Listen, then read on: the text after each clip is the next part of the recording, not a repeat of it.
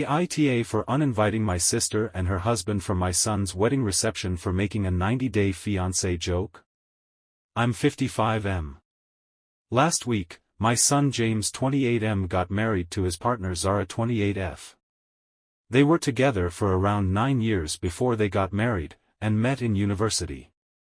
Zara is from overseas, she's South Asian, though she's been here for around 9 to 10 years. She's been a member of our family for all that time, and we love her, especially as her own parents are abroad. Our family are white. My sister Beth and husband Tom have always been nice enough to Zara and James, but last year they found out Zara wasn't British Asian, she was a foreign national. It's an understandable misconception, as Zara sounds British plus South Asians are a large diaspora here. They started making quips about visa marriages and 90-day fiancés, which I gather is a US TV program, not in my presence, but JNZ ignored them.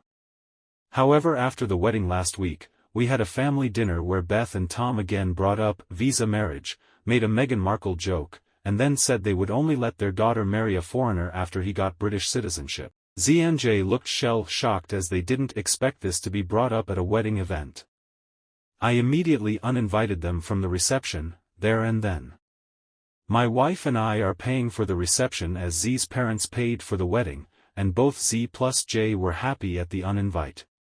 Beth and Tom are now playing the victim, saying they only had J's best interests at heart because they've seen the horror visa marriages can do to citizens being taken advantage of, on TV.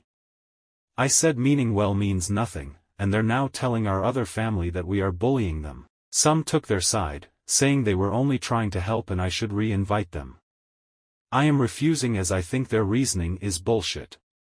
First, because the US visa marriage TV programs don't apply to the UK, it's much harder to get a spouse visa here.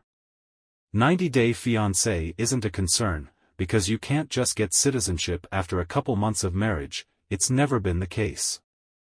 From what James said, Zara has spent around $25,000 across the years for visa renewals, her own money. It's not as simple as getting married. Secondly, because, and James will be the first to say, Zara is far more qualified than him. She has wealthy parents, a doctorate, and earns $50,000, she doesn't need our son's sponsorship, and would easily qualify for citizenship in her own right in a couple of years. Beth and Tom in response now say they didn't know the visa processes were different, but my opinion is, then why insult her at her damn wedding? Just a lot of comments coming our way now, saying we should forgive them for trying to help.